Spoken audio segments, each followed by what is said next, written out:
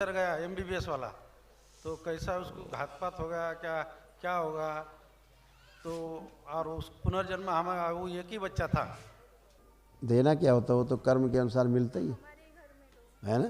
हमारे घर में दोनों बच्चे हमको मिलता ही बेटे। है, जाता ही आदमी अपने घर में है। करती थी कि भाई मुझे बताओ तुम्हारी मृत्यु कैसे हुई कैसे हुई, क्योंकि तुम्हें विश्वास नहीं हो रहा था कि वो सुसाइड कर सकता है। हाँ।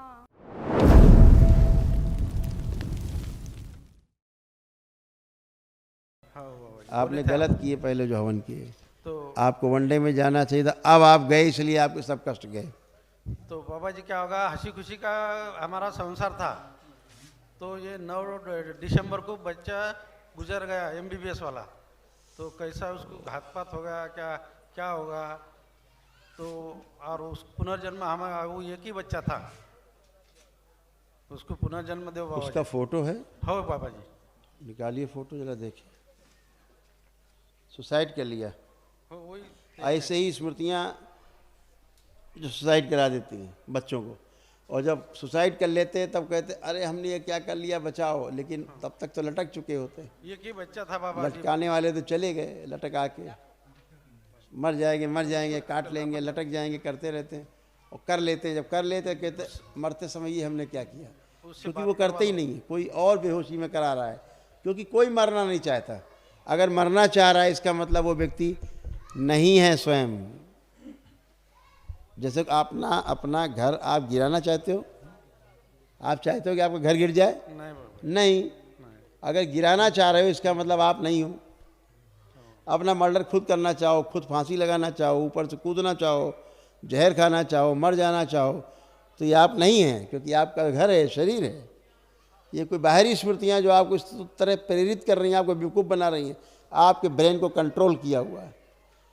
भरपूर विरोध करिए, नथिंग, कुछ नहीं, नहीं करेंगे, ठीक है। फिर कभी न कभी करौली शंकर महादेव जैसा दरबार मिल ही जाता है, ना तो सब गंदगी चली जाती है हमेशा के लिए। दरबार एंजॉय के करते हैं लोग। दरबार के बहुत बहुत मेरे शराब छूटी, सब छूटा बाबा। आ, आ, उस बच्चे की फ़ोटो देखिए जरा।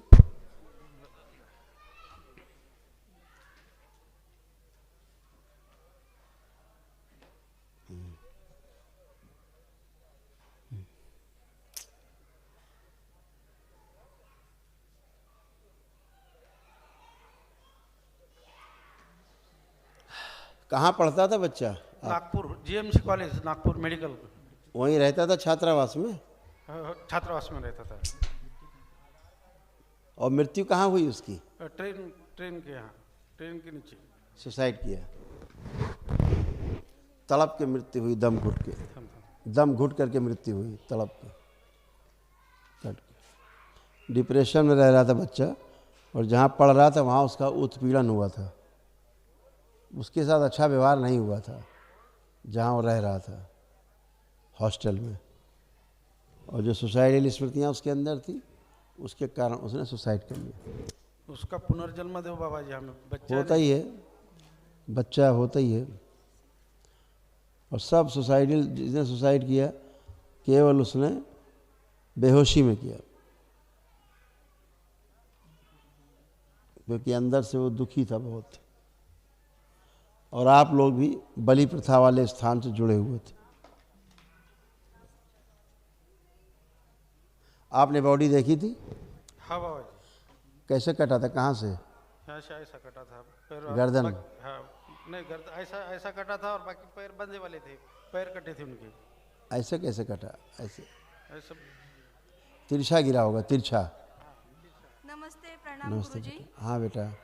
मैं और मेरा भाई दोनों नागपुर में पढ़ते थे। मैं एक डॉक्टर हूँ एमबीबीएस। भाई फाइनल ईयर में एमबीबीएस कर रहा था। सुबह मुझसे बात करके गया, लगा नहीं कि मतलब मुझे तो अभी भी डाउट है कि उसने सुसाइड किया है या उसको किसी ने मार डाला। हाँ करेक्ट, बिल्कुल सही, उसने सुसाइड नहीं की, ये बात नहीं सही है। किया, क्योंकि जब वो जब 11 बजे मुझसे मिला तब वो एकदम खुश था। हमने आधा घंटा हंसी मजाक चालू थी हमारी। उसके बाद वो गया और मुझे 3 बजे कॉल आया। इसमें लिखा हुआ है कुछ? दिख नहीं रहा। सुसाइड नहीं है ये। दिख नहीं रहा, खाली पेज है। खाली है? हाँ। इधर लिखा हुआ है।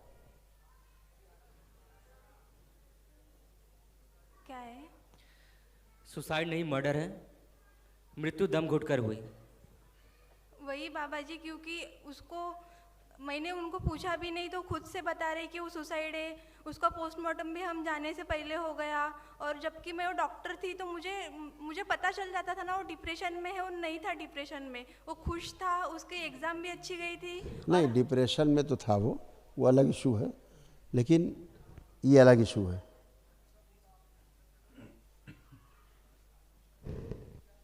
अब इसका कोई फ़ायदा नहीं, ये हो चुका है। उसको किसने मारा होगा या फिर उसको कह तो रहे हैं उसका कोई फ़ायदा नहीं, वो हो चुका। लेकिन उसको जिसने मारा उसको सज़ा तो मिलनी चाहिए ना। और आपको क्या लगता है सज़ा नहीं मिलती? क्योंकि एक महीने से मैं खुद ऐसे घुटन में जी रही हूँ, क्योंकि हम बचपन से साथ रहे हैं, हम साथ में पढ़े हैं। चींटी मारो उसका ही भोग है, उसकी भी सज़ा मिलती है, वो तो आदमी मारा है। ऐसे कट के निशान था जब आप गए देखने, ऐसे कटा था वो, हाँ ऐसे पड़ा था कट के, दिख रहा है? उसका दांत बाहर आ चुका था और नीचे की बॉडी बंधी हुई थी, वो तो मुझे दिखाई नहीं किसी ने। मैंने बहुत मिन्नतें की कि दिखाओ दिखाओ। ऐसे कटा हुआ था, दांत बाहर आया था और फेस अच्छा था। रीढ़ की और हड्डी जो है उसका पोस्टमार्टम रिपोर्ट पढ़ा चकनाचूर हो मैंने, गई थी। तो उसमें ऐसा था कि आई बॉल प्रोट्रूडिंग आउट ऐसा लिखा था उधर। रीढ़ की हड्डी जो थी ना वो चकनाचूर हो गई थी, टेढ़ी हो गई थी कट के, ऐसा करके। चलो बेटा, अब तो जो हो गया।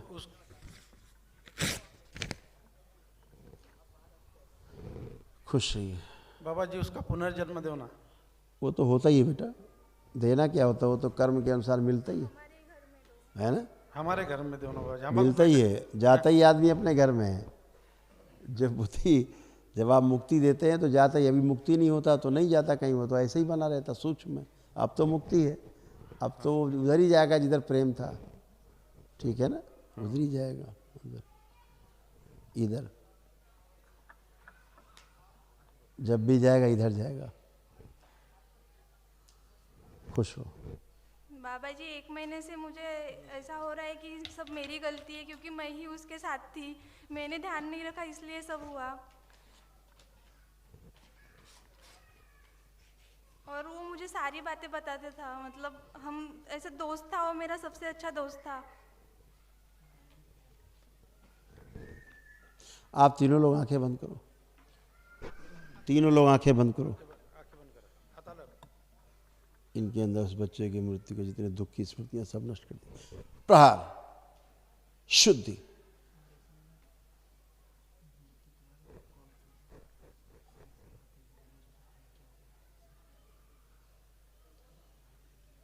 बटिया बहुत है।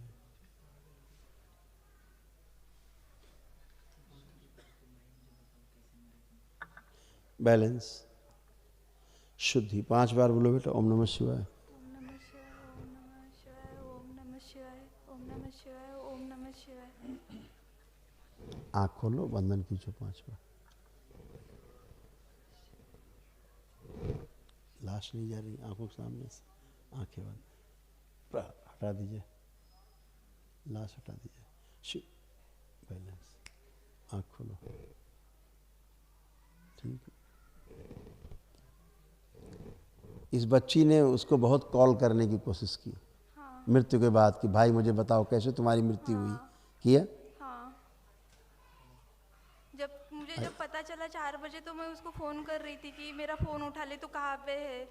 और जब मैं उसके बाद मुझे ऐसे बहुत संकट आए थे मेरे ऊपर, तो जब भी कुछ होता था मेरे साथ, मतलब बचपन से, वो छोटा था लेकिन वो बड़ों के, मतलब मेरा फ़ोन अपने आप जाता था कि उसको कॉल करूँ मैं। एक बार तो मेरे सपने में भी आया वो, और ऐसे मेरे साइड में बैठा वही था। हम कह रहे हैं, आप उसको सूक्ष्म में भी कॉल करती थी, उसको प्रेयर करती थी कि भाई मुझे बताओ तुम्हारी मृत्यु कैसे हुई, कैसे हुई, क्योंकि तुम्हें विश्वास नहीं हो रहा था कि वो सुसाइड कर सकता है। हाँ, और ऐसा जब वो मेरे सपने में आया था तो उसको कोई तो भी ऐसा रोक रहा था बात करने के लिए, जबकि वो मेरे साइड में बैठा था और वो चुप बैठा था। मैं उसको पूछ रही थी कि बता क्या हुआ, लेकिन वो अपना मुंह नहीं खोल रहा था, चुपचाप से बैठा था। और फिर मैं जग गई और एकदम ऐसा बोल रहा, हेल्पलेस फील हो रहा था उसको, ऐसा मुझे दिखाई दे रहा था। कोई बात नहीं बेटा, कोई चीज़ है भाई का तुम्हारे लिखा हुआ रखा है क्या? नहीं कोई वस्तु रखा है उसका अभी यहाँ तुम्हारे पे पास? मेरे पास नहीं, इसके पास है। मेरे पास घर उसका में। आईपैड है, सारी चीजें उसकी मेरे। इसीलिए कह रहा हूँ पढ़ती हो तुम, वही तो मैं कह रहा हूँ। वो कोई चीज़ है रखा है, उसी को बार बार पढ़ती हो तुम, हाँ, इसीलिए कह रहे हैं। उसके आईपैड है ना मेरे पास। वो अभी उसके नोट्स भी मैंने घर पे लाई क्योंकि मैं उसकी एक भी चीज खोना हाँ नहीं चाहती। करेक्ट, नोट्स, वही कह रहा हूँ। ये लिखा हुआ है जो तुम करती हो। क्या है पापा बताओ? आपने कुछ रखा है भाई का, उसी को बार बार पढ़ती हैं। क्यों नहीं फेंका? क्योंकि वो तो फिर से आने नहीं वाला, लेकिन मैं चाहती हूँ कि आप मेरा भाई लौटा दो मुझे। वही तो स्मृतियाँ हैं जो आपने रखी हैं, उसी से तो तंग रहोगी। सब जला देना है, ठीक है? अपना आईपैड वगैरह यूज़ करो, जो लिखा हुआ रखा है हटा दीजिए, क्योंकि आपने पढ़ा है उनको, आपकी स्मृति बन गई है जो आपने पढ़ा है, देखा है सब, ठीक है? अच्छा नहीं, खुश रहो।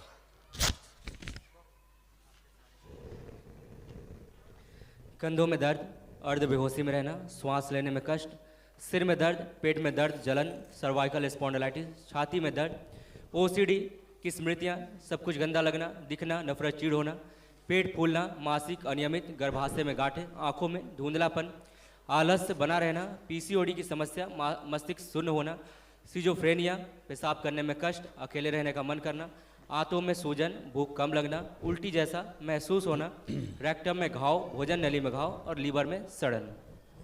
ये आपने, अब आप अच्छे हो, ठीक है? लेकिन मेमोरीज नहीं रखनी चाहिए किसी की इस तरह से।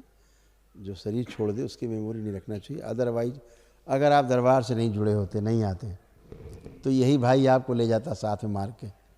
लेकिन गुरुजी मुझे एक डाउट क्यों ले जाता पता है मार के? क्योंकि प्रेम करता था तुमको, बहुत स्नेह करता था, तो साथ ही ले जाता, चाहे जैसे ले जाता तुम, कि बहन साथ में रहना है, ठीक है? तो ऐसे कोई मोहवश कोई चीज़ नहीं रखनी। मोह करते हैं तो पितृ की मुक्ति नहीं होती ठीक से, ठीक है? इसलिए वो चीज़ें हटा देनी। जो तुम्हारा मन नहीं कर रहा है अभी भी हटाने का, लेकिन हटा देना, हम तुमसे कह रहे हैं, मेरे शब्द याद रखना, हटा देना, अच्छा? अन्यथा कष्ट में रहोगे हमेशा और पागलपन में जियोगी, फिर सुसाइडल थॉट्स आएंगे। ध्यान रखना मेरी बात को, इसलिए हटा देना, अच्छा? मुझे एक डाउट है। मेरे पापा पिछले 1 साल से इस दरबार से जुड़े हुए हैं और हमने सबने गठबंधन वगैरह बांधा था, सब भाई ने भी मेरे, फिर भी उसने ऐसा क्यों किया? या इसलिए किया कि आपको एक दिवसीय अनुष्ठान की आवश्यकता थी, ऊर्जा की जो आवश्यकता थी। और संकल्प किए तुमने कभी दरबार के? एक आप नहीं, उससे पूछ रहा हूँ, बच्ची से। मतलब जब दरबार के संकल्प करती थी? जब पापा ने एक बार बोला था तब घर पे किया था। नहीं करती थी तुम संकल्प। खाना एक बार खाया था केवल जीवन में? नहीं भगवान की पूजा एक ही बार की आपने जीवन में? नहीं। तो दरबार की पूजन एक बार करके ख़त्म हो गया? इतना सेल्फिश। अगर करती होती तो नहीं होता, तुम्हारा भाई करता होता तो भी नहीं मरता, समझ गई? तुम दोनों ही नहीं करते थे, ज़्यादा पढ़े लिखे बुद्धिमान बन गए थे, डॉक्टर बन गए थे केवल इसलिए। आपको लगता था सब बकवास है कोरी, तो बकवास थी तो तुम्हारे लिए बकवास हो गया। इसीलिए भगवान के पुण्य में तू भी नहीं था और तुम भी नहीं थी। इनके पास थे हवन के पुण्य, तुम्हारे पास तो थे भी नहीं। ज़्यादा पढ़ लेने से विद्वान नहीं हो जाते, अनुभव से विद्वान होते हैं। अभी आपने जो पढ़ लिया आप कुछ नहीं जानती हो। अभी तुम्हारे सामने एक आदमी मरने लगे, तुम ठीक कर सकती हो उसको? MBBS तो हो गई हो, तुम्हारे सामने एक आदमी अभी तड़प के मरने लगे, आप ठीक कर पाओगी? डायग्नोस कर पाओगी क्या है इसको? कोशिश करूंगी। नहीं कर पाओगी, क्योंकि एक्सपीरियंस नहीं है। दरबार कैसे बता देता है आपको इतने इतने कष्ट, भारी भारी कष्ट कैसे बता देता है, और नष्ट भी कर देता है। अब कोई कष्ट है आपको? नहीं है। क्यों नहीं है? कि दरबार की शक्ति है, ईश्वर की शक्ति है। अब इसे ही नहीं मानो तुम, खुद ही विद्वान बन जाओ तो बन जाओ विद्वान, क्या होगा? दरबार थोड़ा ना पीछे जाएगा। आपको दरबार के चरणों में शरण में जाना होता है। प्यासा जाता है कुएं के पास, कुआं नहीं जाता प्यासे के पास, ठीक है? माता पिता में तुम्हारी दरबार के प्रति भक्ति थी, तुम ना तुम्हारे अंदर थी ना तुम्हारे भाई के अंदर थी। और एक दिवसीय अनुष्ठान जैसे आज किया अगर कर लिया होता तो आज वो जिंदा होता, क्योंकि विशाल ऊर्जा रहती है, कवच रहते हैं विशाल, कोई बाहरी चीज़ें एंटर नहीं कर पाती। समझ गए? तो आपकी आस्था, विश्वास, आपका श्रद्धा आपको बड़ा बनाता है, वही आपको अच्छा रखता है। संकल्प प्रार्थना से आप अच्छे होते हो। अगर आप नहीं कर पा रहे हो प्रार्थना संकल्प, इसका मतलब समझ लो आपके अंदर गंदगी भरी हुई है, टट्टी भरी हुई है, आपको संकल्प नहीं करने दे रही है। उसकी इच्छा है तुमको मार के जाएंगे, मार ही देंगे तुमको जान से। तो जो संकल्प प्रार्थना नहीं करते हैं दरबार का, इसका मतलब उनके अंदर गंदगी बहुत भरी हुई है। वो गंदगी उनको संकल्प प्रार्थना नहीं करने दे रही, पागल बना के रखा है, मेधस कंट्रोल करके रखा है। ऐसे करके जो चाह रहा है वही हो रहा है। ना करे प्रार्थना संकल्प करने के मन, समझ लेना मरने के लिए तैयार रहो। मर जाओगे क्या बचेगा? क्या किसका क्या चला जाएगा? मर जाओगे तो खुद ही जाओगे। वही हो गया उसके साथ, तमाम गंदगी सब हो गई। इसलिए उसकी जो वस्तुएं रखी हैं हटा देना, उसको हटा देना। तुमने जो शंका की दरबार पे, तो उसका परिणाम भी मिला है तुम्हें। ठीक है? खुश रहो, मस्त रहो, प्रसन्न रहो।